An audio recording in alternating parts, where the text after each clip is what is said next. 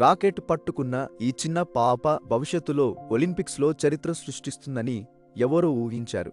హైదరాబాద్లోని గోపీచంద్ అకాడమీకి చేరుకోవడానికి రోజు తెల్లవారుజామున 56 కిలోమీటర్లు ప్రయాణించేది. స్నేహితులు, పార్టీలు, సినిమాలకు దూరంగా ఉంది. కేవలం బ్యాడ్మింటన్ మీదే దృష్టి పెట్టింది.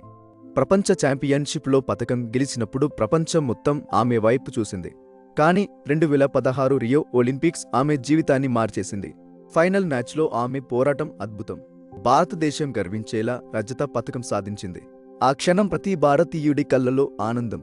అక్కడితో ఆగిపోలేదు.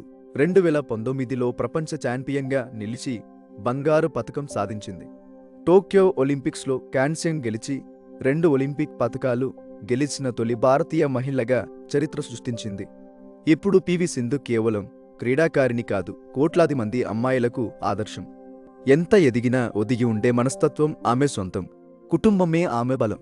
ఆనాటి బస్సు ప్రయాణాల నుండి ఈనాటి ప్రైవేట్ జెట్స్ వరకు ఆమె ప్రయాణం అసాధారణం.